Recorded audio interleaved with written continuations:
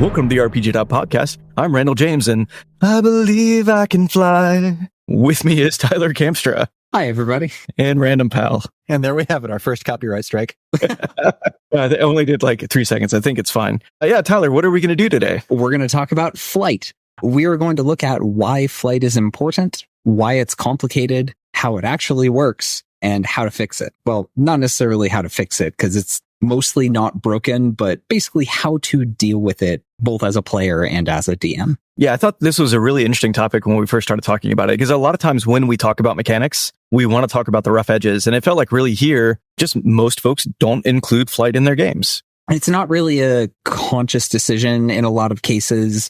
Not everything flies. Like, clearly not everything flies. Most things, in fact, don't. You can go huge amount of time without encountering something that flies. You might go your entire career in D&D, never once play a character that flies. So since it's not a constantly used portion of the rules, a lot of times people just don't understand how it works. And when it comes up, it's like walking, but up.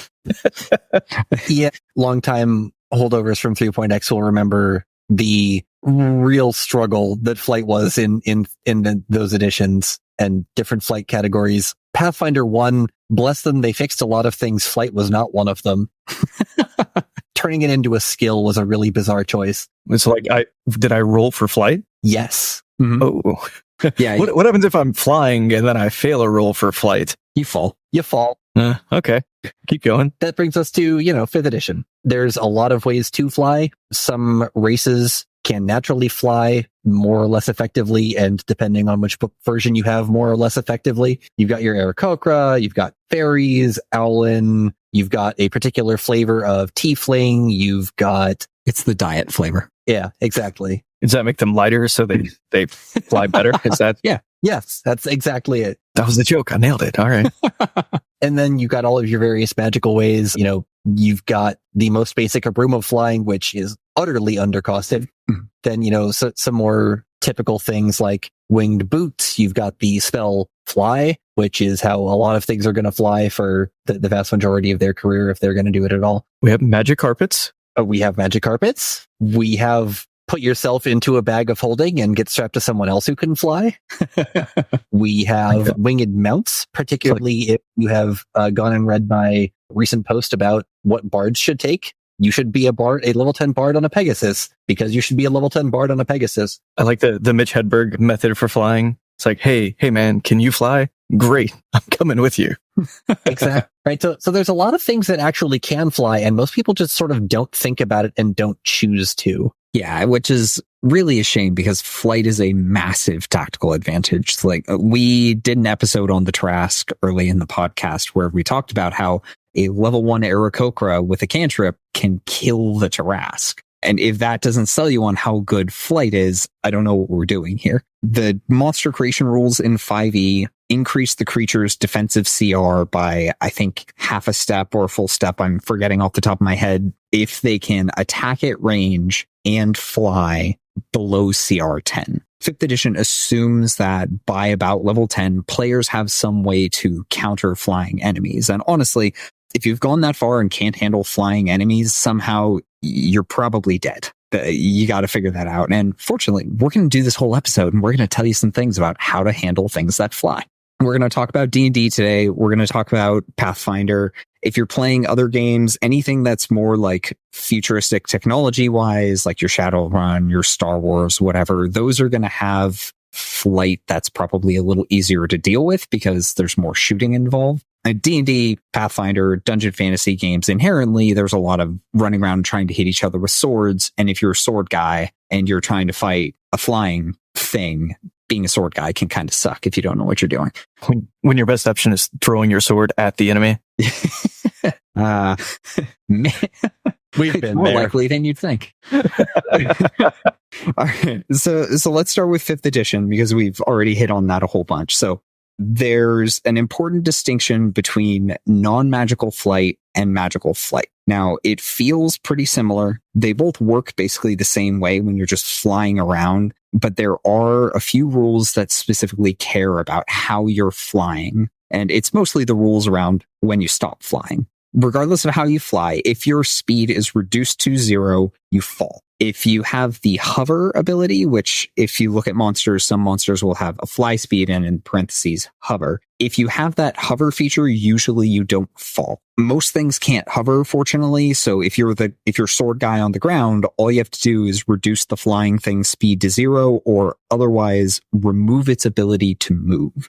There are certain things that remove a creature's ability to move, such as Otto's irresistible dance. They spend all of their movement dancing and cannot move. Since they have lost the ability to move, they fall. Again, unless they're flying magically or can hover. Basically, flying, keep going. You don't actually have to move anywhere. Like, you could have all the speed in the world. You could have 5-foot move speed and just kind of hang out in one place. There's nothing that prevents you from hovering in 5th edition, even if you don't actually have the hover trait, which is weird. Yeah, if you're flying, just keep moving and keep in mind how the falling rules work in 5th edition. Actually, I want to be clear on the movement first. So you have to have a speed of non-zero, but do I actually have to use my speed in order to maintain my flight? In other words, can I just stay in place knowing that I wasted some of my movement? Yeah, pretty much. It's effectively the same as just flying in a circle. So forcing them, like the game forcing you to move some distance is kind of silly, especially considering how forgiving D&D is in terms of movement. Even if you're in melee in the air,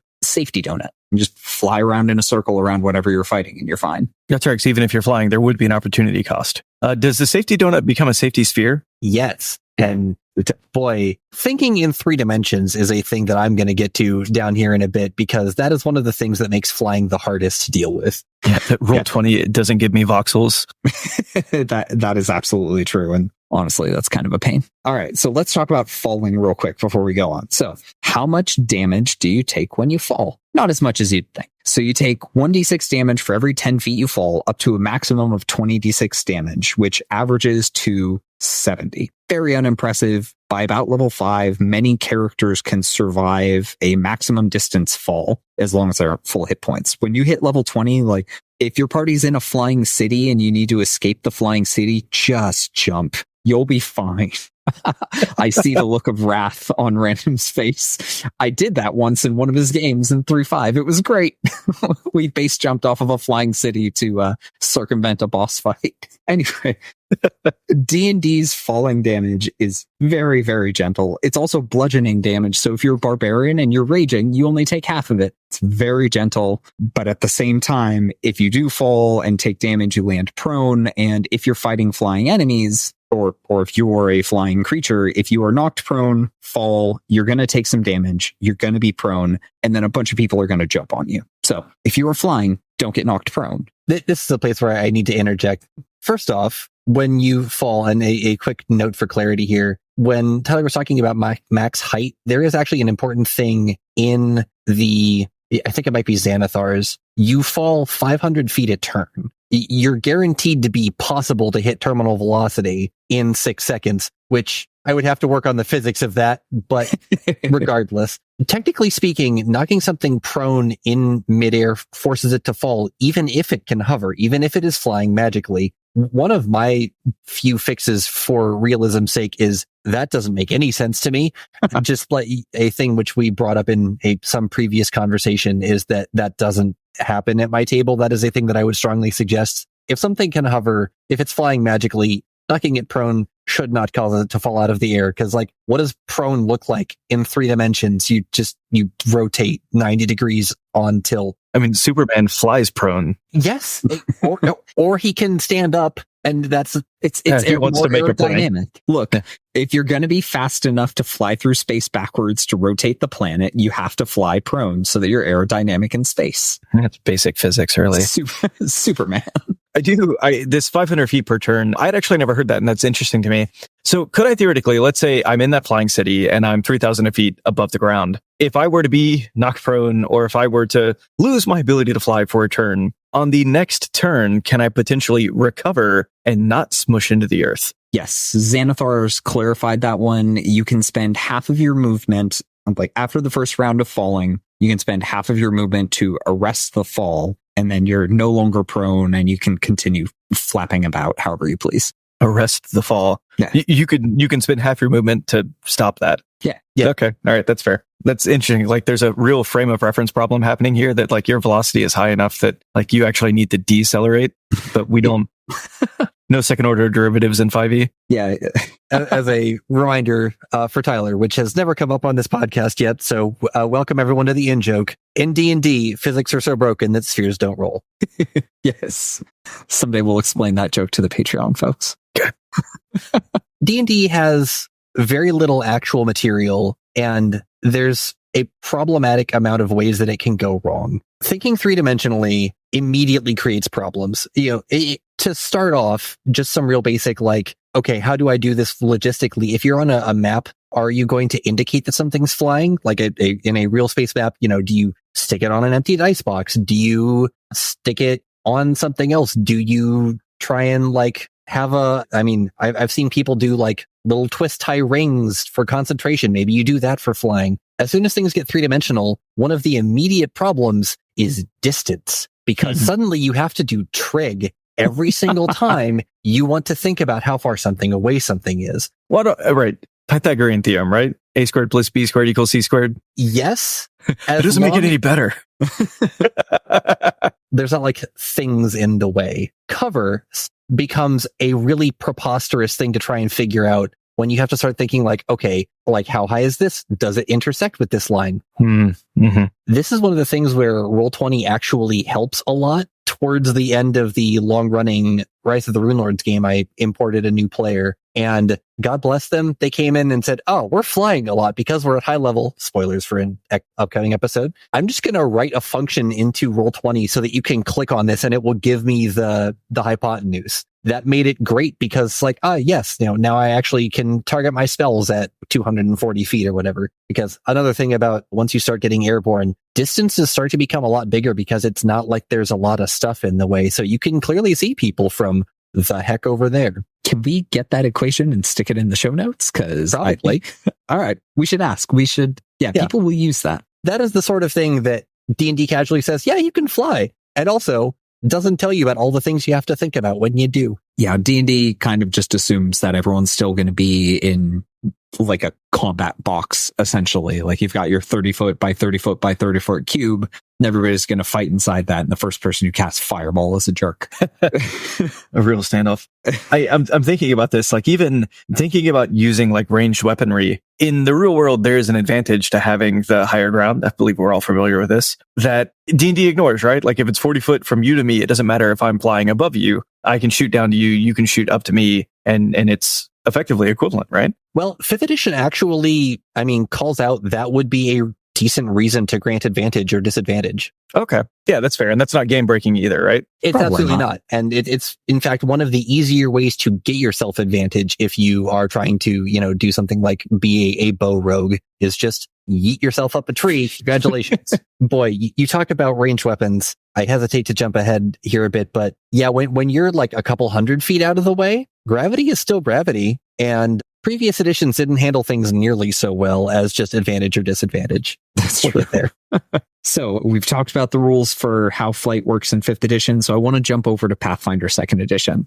There are a lot of similarities, but there are some very important differences. Paizo chose to balance flight very differently from both 5th edition and from even first edition Pathfinder. There are some overlapping things between 5e and PF2, like if your speed is reduced to 0 so you can't fly, you fall, things like that. So let's start with Pathfinder 2nd edition's 3-action system. So every creature on its turn gets 3 actions, unless it's a minion, in which case, like, you spend an action to command it and it gets 2. So if you are flying, in order to stay aloft, you must spend 1 action on your turn to take an action with the fly trait. Now, there are 2 specific actions in the core rules. One of them is just called fly.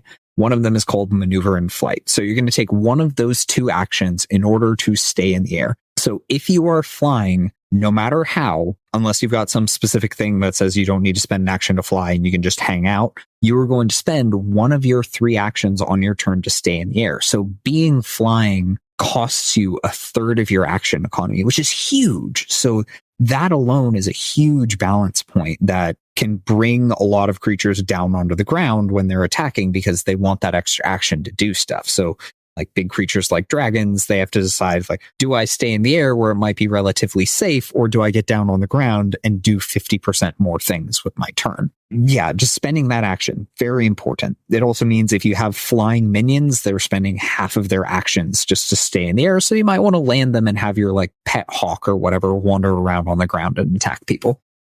Well, and to double down, right? If you have that minion, you're spending one action to give 2 actions to your minion, and that minion is potentially forced to turn those 2 actions back into 1 action. Exactly. And so now the question is that 1 action your minion just spent honestly better than what you might have done with that action? Yeah, you have to weigh that opportunity cost basically every turn. Sometimes it will be because like multiple attack penalties and things like that. But yeah, it definitely adds a cost to flying minions that otherwise have a huge edge over everything else because flight is so useful. So just like in 5th edition, like I said, if you're dropped to 0 speed, if you can't move, or if you're knocked prone, you fall. Now, jump ahead real quick and talk about Pathfinder's falling rules because they are way more brutal than 5th edition. So in 5th edition, it's 1d6 per 10 feet fallen, maximum of 20d6. Pathfinder, it's one damage, just no dice, 1 damage for every 2 feet fallen, starting at 6 feet. So you can fall 5 feet and be fine. You fall 6 feet and you take 3 damage. And it maxes out at 750 damage, which will kill you dead. So you do not want to hit terminal velocity in Pathfinder. The fall speed is also considerably faster. You still fall 500 feet the first round, just like in 5th edition, but every round after that, it's 1,500 feet. Acceleration. All right. I like this. Yeah. With these numbers, it almost feels like maybe they did the math. I also like that Pathfinder 2, they added the terminal back to terminal velocity. I think that's great. Yes.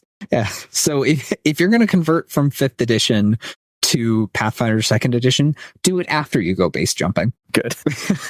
Call back to earlier in the episode, Random brought up 3.5 in Pathfinder 1st edition where you had to make checks to fly. So in 3rd edition, there was a skill fly. In Pathfinder 1st edition, it got rolled into the acrobatics skill, and you had to make acrobatics check to hover and do certain other things in the air, like make sharp turns, which, boy, making a skill check to turn while flying in a game that doesn't have facing, great.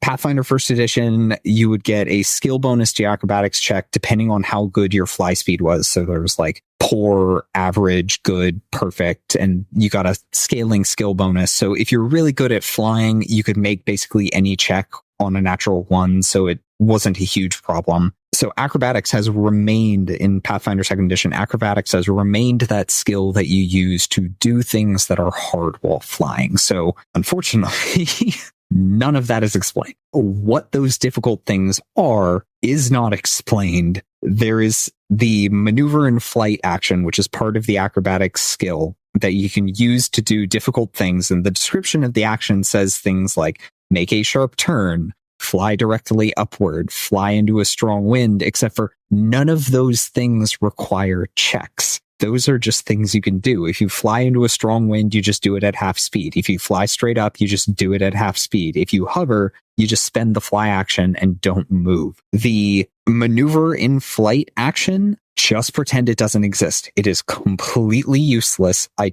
don't understand why they wrote it. Doesn't make any dang sense. I'm trying to think of the things I would actually consider difficult while flying, right? Like pulling out a spell component and using it without fumbling and dropping it feels like something would be very difficult to do while flying. Luckily, I could not find in the PF2 book what the material spell components are, so I suppose this is fine. Yeah, we still haven't figured that one out, have we? Yeah, mystery's still sitting around. Yeah, just stick your hand in your pocket and just do your somatic components in your pockets. It's fine. So I want to make sure that I understand what you're saying correctly. So they say you might use maneuver and flight as an action to do these difficult things that we've already explained how you do with the regular fly action. Yeah. Such as flying in the wind, taking half speed. Okay. So that's interesting. That feels like a minor oversight. And I'm really curious about this. I want to go back further. You said flying straight upwards you might fly at half speed. Yeah, it's basically difficult terrain if you fly straight up because it's hard. Yeah, gravity is hard. That makes sense. So once again, 5e has no acceleration. There is no gravity. So this isn't a thing in 5e, yeah? Correct. Which is weird because this is another place where I think they maybe went a little too far into simplicity, because where Pathfinder 1 got those flight descriptors was from 3.0, 3.5. And there was like a table that anyone who did a lot of flying had very well memorized, because it really was things like there were poor, clumsy, average, good, perfect. And on those tables, it would tell you like only good and perfect can hover. Only perfect can fly up with no speed penalty. But where it got really weird was anything below good, you started having things like minimum forward distance to turn 90 degrees. A classic example of how this would hose DMs was dragons. Dragons had enormous, like 200, 300 foot fly speeds at clumsy maneuverability. If you wanted to try and fly a dragon and you didn't give it a feat which you could find in Savage Species, maybe, to improve your flight category, which later got reprinted in Races of the Wild because Raptorans, we'll get to them in a second, you would have to actually do the math for, okay, I need to like advance 30 feet so that I can turn, so that I can do this. And you would have to do this stuff during your combat with a dragon, and it was a mess. I'm already convinced my dragon walks. That's what he does. Yeah, exactly. A lot of times that was actually the best idea for flying creatures, was you'd essentially hop. Like you'd fly some distance, land, because it was way faster than turning in the air, and then just turn and fly back the other direction. But again, these games didn't have facing rules. Right. So like, what does it even mean to turn? Like exactly. my direction, like my momentum is carrying me in a particular direction, and I would like to change the vector of my momentum, and that is turning. Yep. In a game with no turning. Okay. Well, that's fine. It makes sense. It seems silly, but I buy that, right? But yeah, when you're running full speed, it is actually super easy to be going like at your full speed, and then while you're running, cut 90 degrees. Like people do that every day. Yeah, absolutely. Yeah. Okay. Good. Well, we're all on the same page. Yes. So if I can take one more pot shot at maneuver and flight, I have a thing written into the show notes that just drives me nuts. It has descriptions for success, failure, critical failure, like many things in Pathfinder 2nd Edition. Success, you succeed. Failure, you fail. Critical failure, as failure, but more dire. Good. That's all it gives you. Thanks. On failure, you turn into a dire character. Yeah. The DM just looks you in the eyes and like holds the contact for a second. Just, you're a failure. Jeez. It would hurt. Hurt a lot. It sure would. Man, let's save that one for the episode on critical failure. Good. On that note, this horrifically unchill DM. What are they going to do about flight? We've kind of covered how flight can be used really problematically. Well, we touched on it a bit. So a lovely example that I need to do, Tyler, as he is wont to do, decided that I need to be a dinosaur that flies around magically and carries the entire party on my back. And thus was the Stegosaurus bus. And the Stegosaurus bus drives itself over an invading army of orcs 200 feet off the ground, so the orcs can't really effectively shoot bows at them, and then the wizard sitting on top just drops fireballs to his heart's content. So yeah, this checks out. Okay. Right. And and if you're an orc, are you really going to shoot a flying Stegosaurus above you? Like, that's a marvel. When it starts dropping fireballs on you, you might. I mean, that's fair. That's fair. So functionally, the problem here is distance. The problem was these orcs. I'm reading like generic orc stat block, and they're like, okay, well, they have swords and javelins. Javelins only go 80 feet. Yep. One of the things that I needed to really quickly add into my game was one of the possible fixes for how to make it so that flight is still tactically strong without immediately causing a Stegosaurus bus, a flight ceiling. And thus that it was that in my game, nothing, not player characters, not NPCs, could fly more than 100 feet off the ground. When you put something like that into the game, it still gives meaningful value to flight. You can still get a decent amount out of the way, but it's not so far that javelins, bows, spells aren't going to be able to reach the target from the ground, which is really going to be the best thing. It means that you need to have some cost to attack things up in the air without it being just literally impossible. One thing to think about. I have to say, I really don't like that as a fix. Now, the problem is I don't know if I can do better. Like, I feel like if those are the shenanigans that your players want to bring into the game, you've just got to bring counter shenanigans, right? Absolutely. These orcs happen to have like an orc wizard, and this orc wizard has fireballs of its own. Like, is that? It's absolutely a valid fix. This was my, I can't improvise something for an army right now. Just no, you can't do that. Absolutely not. No, Right. In my head, it's like I'm riding the Stegosaurus bus and I'm casting my fireballs, and then I look in front of me and I see a bunch of orcs riding towards me on a Triceratops, and it's like Right. I 100%. This was definitely a failure of imagination on my part at the time. There are definitely some better ways. Well, that's the, kind of top end of the scale. I mean, I think that he was like a 13th, 14th level druid at that point, which once again, I will bring up this ridiculous line that Paizo wrote into their book. Players may have exotic forms of movement. They wrote that into the start of this chapter. It was never addressed again, and they just expected that you would walk anyway. No, that's a pretty exotic form of movement. I'm going to say. Right.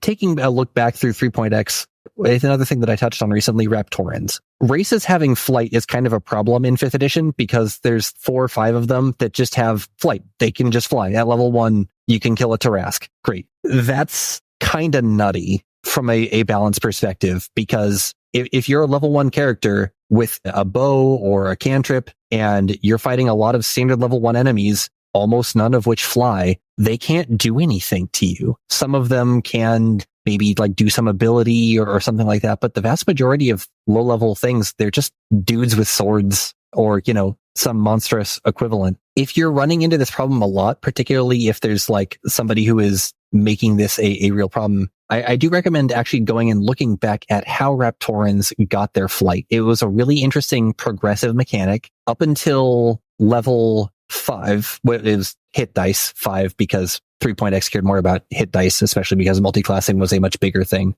But basically up until 5th level, you could just glide. You couldn't fly. You could glide and like 10 feet forward for 1 feet down off of things. From 5th hit dice to 10th hit dice, you could fly at a 30-foot fly speed for minutes per day. And it was 5 minutes split up into 1 minute increments that you could choose. And then at level 10, then you have a fly speed. Great. Go nuts. Well, and with that 30-foot fly speed post glide, could you actually climb for that minute? Yeah. So you had full flight speed. Okay, cool. Yeah, exactly. So you could, you could fly. They had average maneuverability, but you could take the feat to make it up to good, which you needed to do unless you got it from some other source, because the jump from average to good was enormous. That is a way to introduce something like this. If you do find flying characters being an enormous thorn in your side at low levels, is just say, this is very strong. Running into problems providing you a challenge while not making this so hard for the rest of the party. Let's tone down your wings a little bit and see how that brings you back into line. It's not you, it's me. I can't. I do want to say, and I want to go all the way back to the mounted combat episode. Part of what's interesting to me is that this is really only an issue in large open volumes of space. Big chambers in a dungeon, outdoors, this is an issue. Under like a forest or a jungle canopy, in a dungeon, in buildings, this is less of an issue. Usually, yes. A lot of times you're going to be medium creatures fighting other medium creatures. So if the ceiling is 15 feet high, that's when flight becomes a problem. Like the bar is that low. Because if you have 5 foot tall medium creature, 5 feet of danger donut, safety donut, and then you're flying Aarakocra in that next 5 feet, that is enough for flight to matter, because most melee creatures aren't using reach weapons. They won't have reach greater than 5 feet. Like even in a house with really high ceilings, your ceilings are going to be like 10 feet high. So in a place where humanoids live, that's probably not going to be a thing. So you're not going to have any big protracted flying battles inside most people's houses, but inside like big structures like castles or a banquet hall or some fancy temple or something like that, you've got the big sweeping ceiling. So even though you're inside, you might have Aarakocra and Alan hanging out near the ceiling being problems.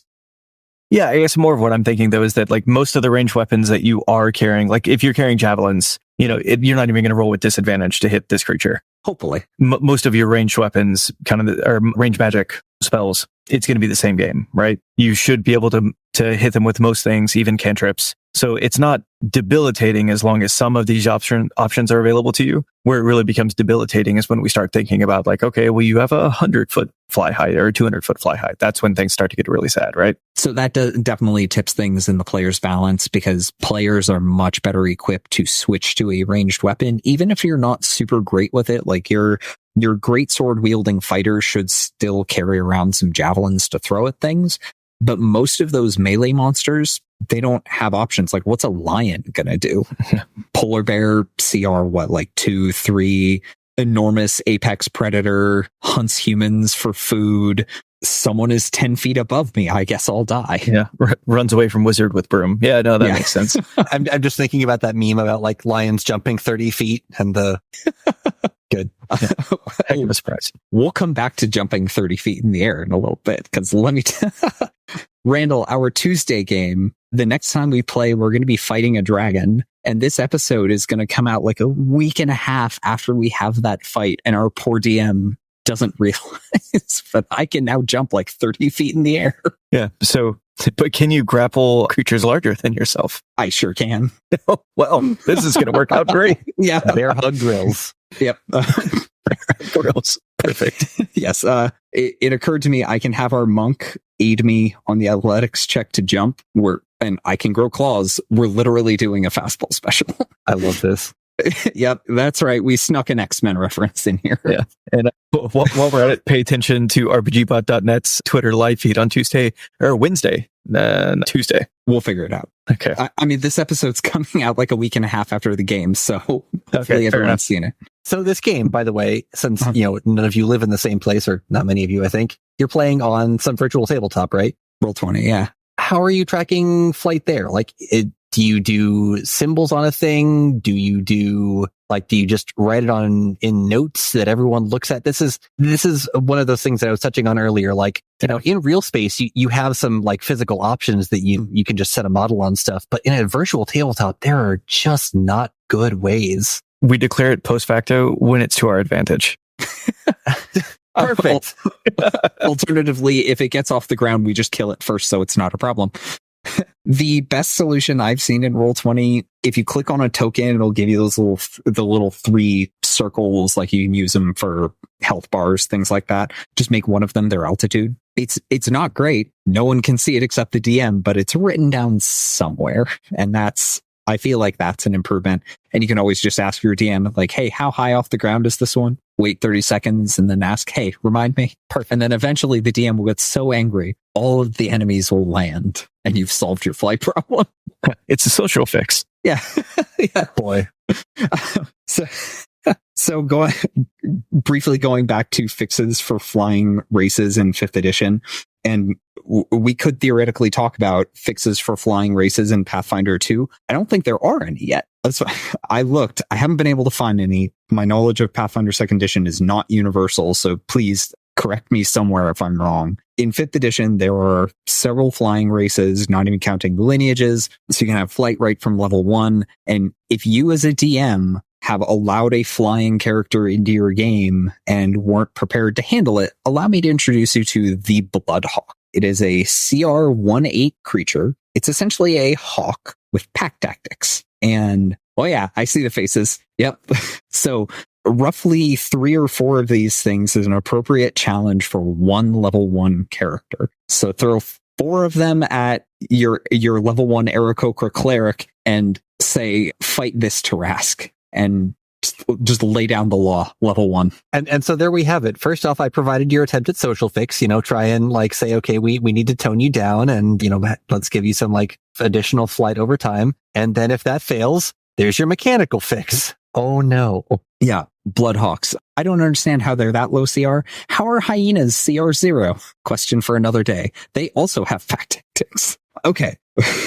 We've talked about flying players, handling them as a DM. Real quick, I want to talk about airships. because who doesn't want to talk about airships? The concept is so cool. There are airships in 5th edition. You may not have seen them. They appear in 2 places. One, they appear in Eberron because canonically in Eberron, airships are a thing. They've been there since Eberron was a setting. They're very cool. They're powered by elementals. They look neat, and they're made by they're made with wood that is neutrally buoyant in the air. It's really cool. And then there's an airship in Storm King's Thunder for some reason. The Eberron ones are actually really cool. I mean, they fit really neatly into the lore. It's clear that they put a lot of thought into this.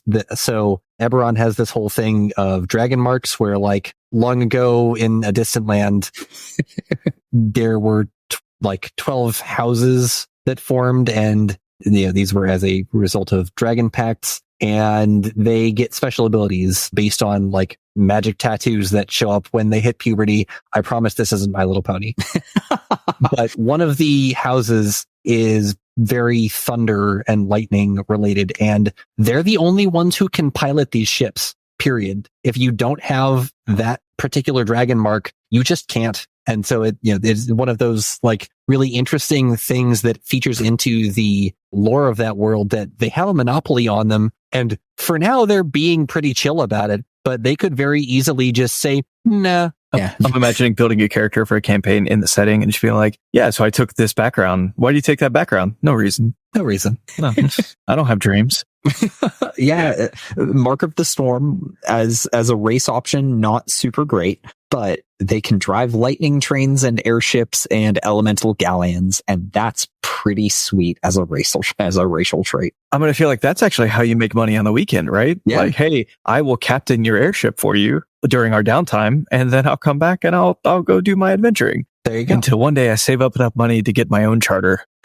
All right. Well, let me tell you a story about saving up money to buy yourself an airship. So all right, a long-term player in the game that Tyler and I used to be in for many years found this 3.5 OGL published thing that was like the anime handbook. It had like a dozen classes that you could play as. All of the tropes. It had, a different, it's basically attempted to balance the fact that spellcasters were overpowered by like introducing character point options. And so like your classes didn't really have a lot of features. They just gave you like more and less points to go buy abilities. And then tacked onto the back, they said, okay, well, if we're going to be talking about anime, we would be remiss to not talk about mechs. And so there was this whole section about piloting mecha and how to like have chase sequences and how to, do upkeep and all this cool stuff. And then a whole nice section about how to build one. And they said, okay, we've got these like build point costs, and it was very whatever. And then tucked into one little tiny paragraph was, oh, and by the way, if you want to import this into your standard fantasy world, just take the mech point cost, square it, double it. That's the gold point cost. So you could just throw money into making a mech if your DM would allow it. And that was a thing that I did because, and we will link this in the show notes. It's still available on DriveThruRPG. You could definitely just say, all right, I want a magic flying rock that's invisible and has a portal to a Mordenkainen's magnificent mansion on it. And that was the same character that figured out that he could suddenly make all of the magic items his friends wanted for 35% the cost. And the same character that figured out that he could run an evil organization, and that by far the most effective thing for them to do was just legitimate business. Here I was running the mafia as the best Italian restaurant in town, and then using that money to build a spaceship. It was a weird game. It sure was. And I thought I was cool because I could ride a dinosaur in that game. So I think, if I remember correctly, that supplement was Big Eyes, Small Mouth, which... That makes sense for what BESM stands for, yes. Yeah, BESM, Big Eyes, Small Mouth. It's still in print. I saw it when we went to PAX West last year. I imagine it has probably changed some since the 3X OGL days, but yeah, it's still around. Big Eyes, Small Mouth. Yeah, so airships, flying space rocks, anime mechs in your D&D game. Yeah, I feel like we have everything we need to do to create a Final Fantasy VI like campaign, right? We start in the mechs, we go. Eventually, we get an airship. There you go. Absolutely. Okay, now I'm going to jump over to PF2 again real quick. So here is somewhere that Paizo was way braver than Wizards of the Coast. Airships are in the core rules. They're in the game mastery guide. It's like galleons, rowboats, airships. Like, it's just right in there. I'm like, yeah, of course there are airships. One of these is not like the other, but yeah. Yeah. So yeah, airships, they exist in both 5th edition and Pathfinder 2nd edition. So if you have dreams of being on an airship, don't let your memes be dreams. I'm looking at the gold cost for an airship in 5e. So 20,000 gold in a world where gold is worthless. You could have, and I can just save it up. This is why it made much more sense in 3.x, where like the monetary thing was a very regimented and exponential progression throughout your character's life. They gave 3 examples. So like if you wanted to just like build an Abrams in, in your D&D game, it would be a couple million gold, which is insane. Like you're not going to get there. They offered things like if you wanted like a loader, basically an exoskeleton, like from the original Alien, you could get that for like 10,000 gold, which you could pretty reasonably buy as like an 8th level character. There was some really neat stuff you could do if your DM was willing to allow that in. It was a good time. Yeah, the entire campaign is just a heist to get the million gold. to build yourself an Abrams tank to go solve all of your other problems. Correct. What were our other problems? I don't remember anymore, but we have a tank. Name the tank Elminster. Problem solved. Elminster rolls into town. Oh no, we've got an Elminster problem. You do now. Okay. All right. So battle maps in flight. Yeah, Random's hit on this a couple of times, and we've talked about it in our game. The short answer is I don't think anybody has come up with a perfect solution. Your best case scenario is either using a virtual tabletop that just has that built in as a feature. Like, I know there are some 3D virtual tabletops where instead of Roll20, where it's like a top-down 2D view, you've got a rotatable 3D map of the world, so you could reasonably move tokens up and down to indicate elevation. If you're playing in physical space, yeah, maybe you've got something to prop things up on. Random called this out earlier. The jewel cases that sets of dice come in, those like rectangular clear plastic things, both convenient miniature storage and a convenient thing to stand your miniature on when they're flying. But problem is they only come in one height. So there are people who sell flight stands that are essentially like a column that you sit on the table, and then you can precariously balance your miniature on top of it. And I'm sure that's probably fine as long as everyone's very gentle about touching the table. There just isn't a perfect solution, so just try to be patient with everybody. Yeah, I feel like if you told me to solve that problem on a table, I would take an extra D20 and just assume like 5-foot flight intervals, which is only going to get me to 100 feet. That's still really good. Yeah. Well, we've touched on some of these earlier. I do want to just say we've talked a lot about like what to do from the DM side, but if you're a player and your DM is throwing a lot of flying things at you, grapple like Bugbear is going to do here shortly.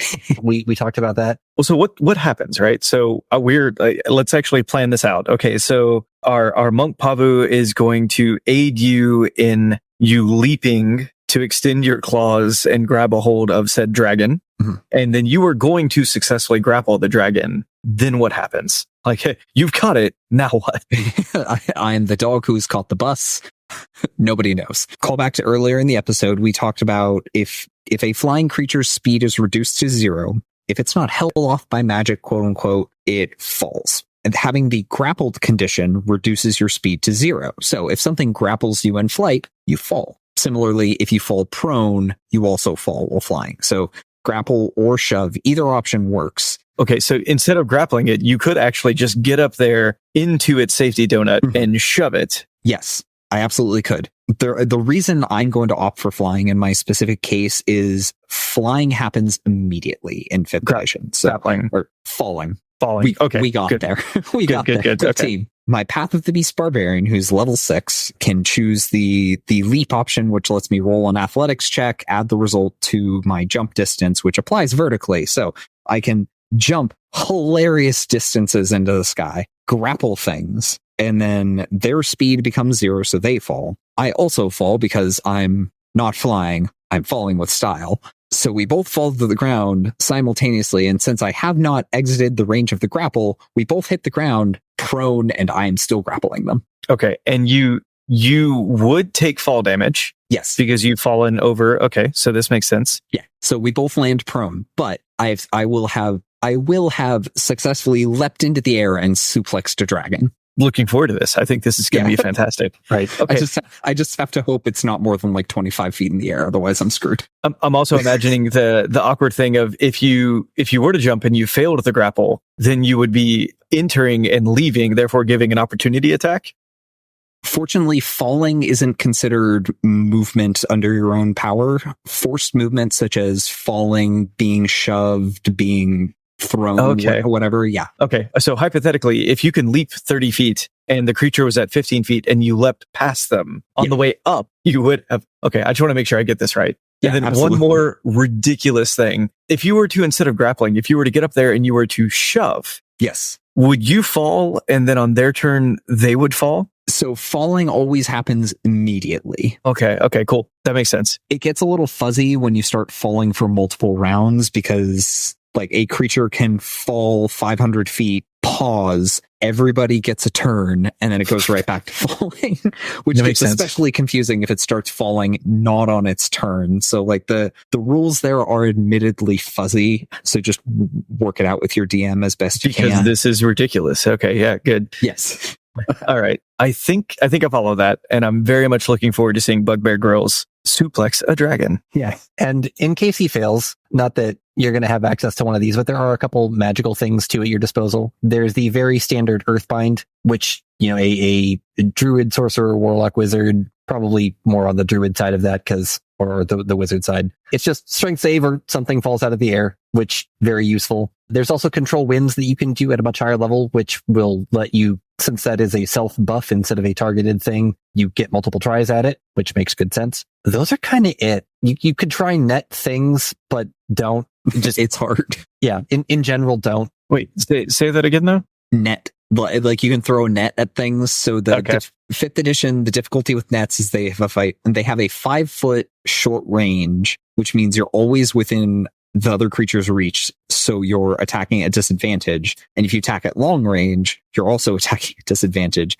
So you're almost always attacking at disadvantage with a net unless you go to incredibly dumb lengths to not do that. Like you can take crossbow expert and then use a net from 5 feet away without disadvantage. It's like, oh god, this is so hard. Okay, don't use nets. Let's not use nets. Okay. And the 15-foot maximum range, like you're not going to use that on anything flying. Like it's just not going to happen. Well, they're not a problem for other reasons at that point, right? Yeah. It's probably easier to throw your party members at that point. Yeah, pick up a rock, whatever. Improvised weapon, go. Yeah. Okay, cool. Pathfinder 2nd edition, the solutions to enemies that are flying are surprisingly similar. So PF2 calls the shove equivalent trip, which is what it was called in both Pathfinder 1st edition and 3X. Instead of like, I am pushing someone, I'm going to do something to make them fall down, therefore trip. If you trip something, they fall prone. If the flying thing is prone, it falls harmlessly to the ground. Very important. It's specifically called out in the prone condition. If a flying creature is knocked prone, they fall harmlessly. So like, unlike 5th edition where you can knock stuff out of the air, make it fall and take a little bit of damage, if you're going to knock stuff out of the air in Pathfinder, it's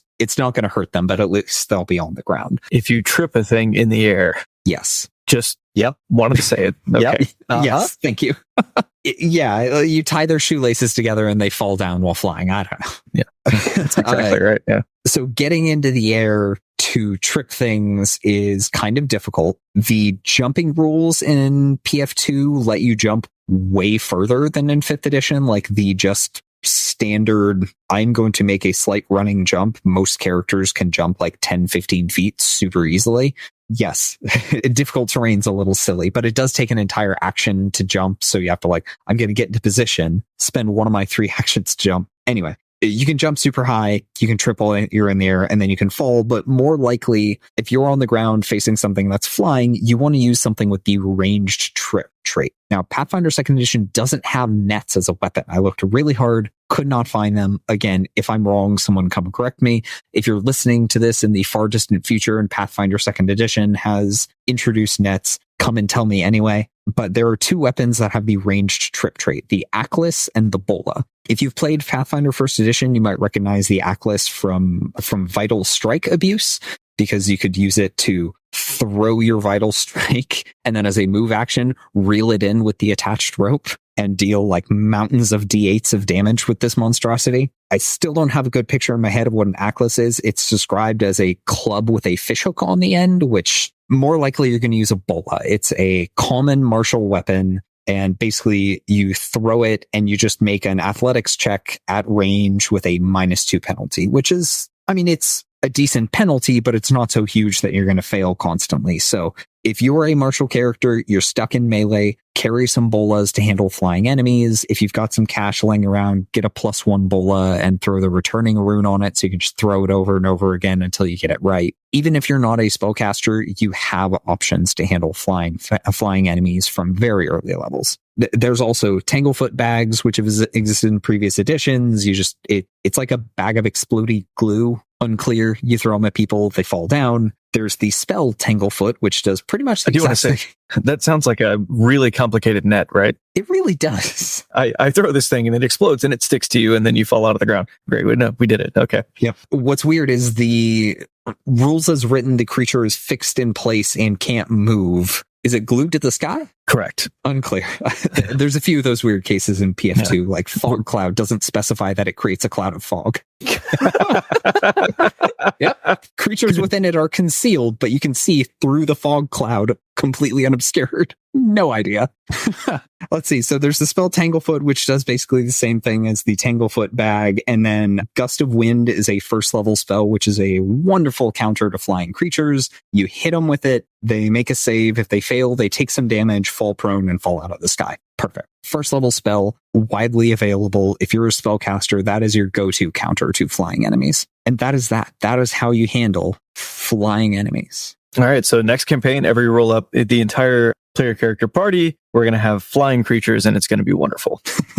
All right. Party on. All right. I think that's it. Let's move into the question of the week. This week, our question of the week comes to us from Twitter at Sin Chatterton. I'm assuming that's Senator Chatterton. Welcome, Senator Chatterton. Why monk so bad? Boy, monks in every edition have suffered from MAD. And if you haven't read a lot of the website content, this may be a bizarre phrase to you. Multi-ability dependency is a trait shared by basically every melee character to some degree, and some have it worse than others. As a monk, you need your dex to be high because that's probably how you're going to punch and how you're going to get your armor class high enough that you don't die. But then you also need your wisdom to be high to power like a lot of your class features and to get you that additional bonus to your AC to not die. And then you also need your constitution to be high because you're in melee combat, so you're inevitably going to be hit by monsters. And so then you want to have hit points to not die, and you only get like a D8 hit dice, which is, you know, pretty standard. Certainly not as good as your actual martial characters like your fighter, your barbarian. So that's already 3, which is a lot. And then, you know, if you want to be good at any of the other things, like there's a lot of places that monks can do, a lot of things that monks can do, which means that there's a lot of places that you want to put things, and there's just not enough to go around. I mean, if you ignored most feats, you still wouldn't cap your dexterity and wisdom until 16, like level 16. And that means that you haven't done a lot of other fun stuff. There are some things that monks do really well. And you know, if you go and read through the monk handbook, you will see that there are some monk subclasses that are listed blue because they can do cool things like shoot lasers or heal people. You know, especially as you get higher level, the amount of key means that you can do a lot of cool stuff. But especially at low levels, which is where a lot of people play this stuff, a lot of your stuff is based around short rests. And the problem is a lot of other stronger classes are based around what they can do per long rest, which means that they don't often short rest. You know, particularly at low levels, you've got your clerics, your wizards, your druids. They're all getting their spells back on long rest. Maybe you've got your friendly warlock who is, you know, entreating people to sit down for a snack every once in a while, which is awesome. But a lot of these, your main feature is based around having these breaks that a lot of low-level groups just don't take. At third level, you're going to maybe, I mean, you get what, like 2 key points or something like that when you first pick up your thing. So you get like 2 cool uses of your stuff per day if you're not taking the appropriate breaks. It's sort of half a social problem around taking enough short rests and half a big multi-ability dependency problem. So I do want to ask the question real quick. So you said mad multi-ability dependency. What did we call all the other folks? Sad.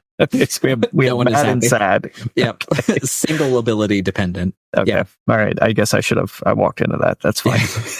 Tyler, why monks be bad? Why monks be bad? So Random hit on a lot of the biggest pain points with the monk. They do also have some subclasses that are just really difficult to play well or just fundamentally don't work, like Way of Four Elements. Very, very cool thematically. Not a good subclass. Like eats your ki immediately and doesn't do anything great with it. Also, in a lot of cases, hot take here, people are using their ki wrong. Randall, we're in a game with a monk right now. What is the number one thing he uses his ki for? That's a great question. I guess he doesn't have to burn ki for unarmed strikes, right? Not for his regular unarmed strikes, but for Flurry of Blows, he does. There we go. Yes. Yeah.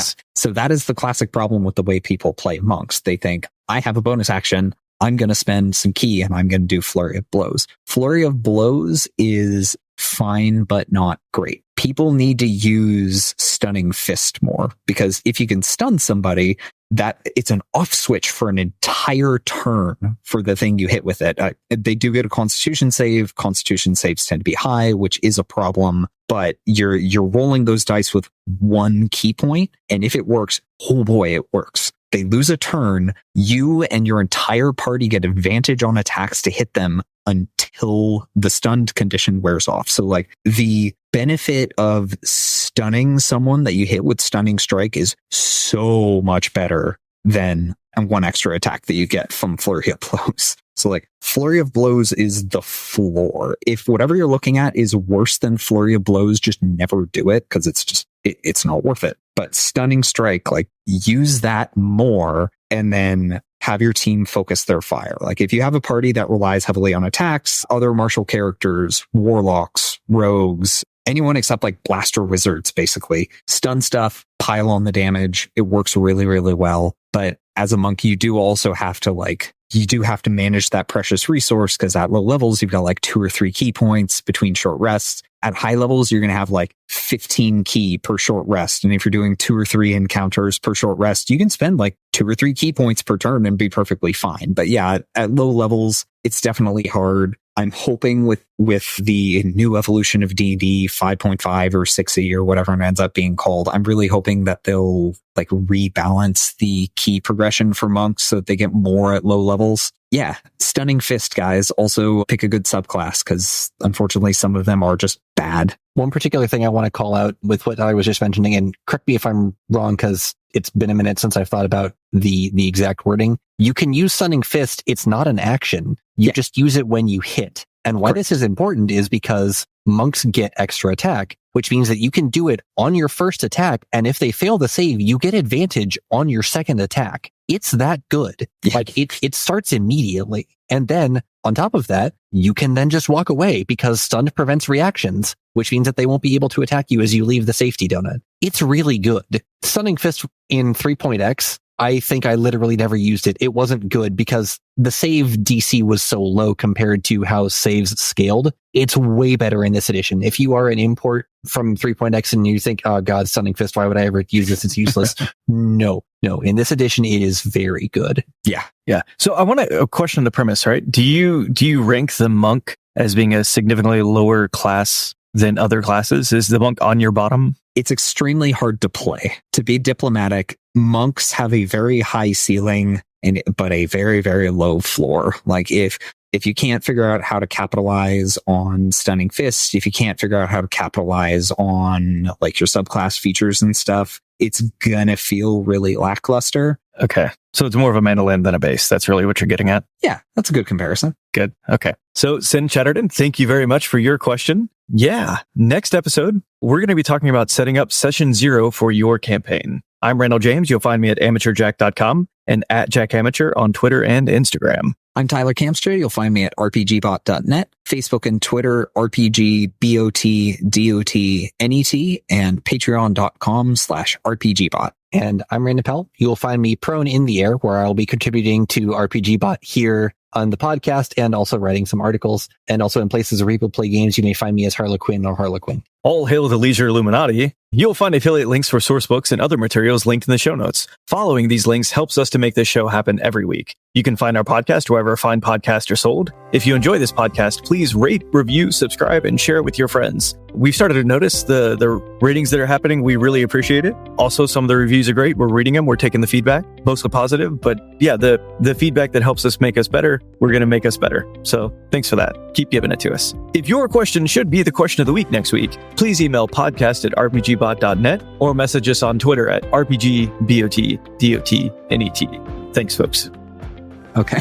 Good. Oh, I had dumb jokes that I was going to slip in and forgot all of them. Like, I was going to start off by making a joke about manners while flying on a plane. When we got to the airship section, I was going to have a brief aside about like, hey, how do you handle fighting flying enemies from an airship? And I was going to lead with the example of, hey, an Airococra flies alongside your airship, flips you the bird person, and your DM asks you to roll initiative. That's solid. Yeah, That's good. I forgot every single one of them. Bird person, right? Like there's no direction. So Well, no, I hit the bird person, and now the Airococra is prone and apparently falls into the sky. What is so it's good. yeah. Yeah, It's like I'm going to shove the bird. Okay, here's a question. If you're flying above the deck of my airship and I shove you prone, do you fall to the deck of the airship? And I guess the answer is yes. Yes. Certainly. Yeah. Okay. And then you just hope that like Okay. All right. Here's a better question. Chase the airship because the Okay. flight If turns. If you're not hanging over the deck of my ship, we have to argue that you have to use your flight speed to keep up with my ship. Yeah. Okay. If you're flying over the deck of my ship, do you still have to use your flight speed to match my velocity? I'm gonna say yes. Yeah. Yeah. But if I shove you, okay. As long as you're not touching, right? Because I mean, that's Okay. basically normal force is what makes it so that you stay like on an airship as it flies. All right. I've got a standard 2-tier airship, and you decide to stay stationary in front of my airship. Do you take falling damage when my airship rams into you? Probably. PF2 has specific rules for collisions with vehicles. There's even a DC to avoid it. It's like DC for an airship. It's like DC 30 reflex, and you take like a mountain of D6s if it hits you. How do your character die? Rammed my airship. Okay. I'm glad this is an option.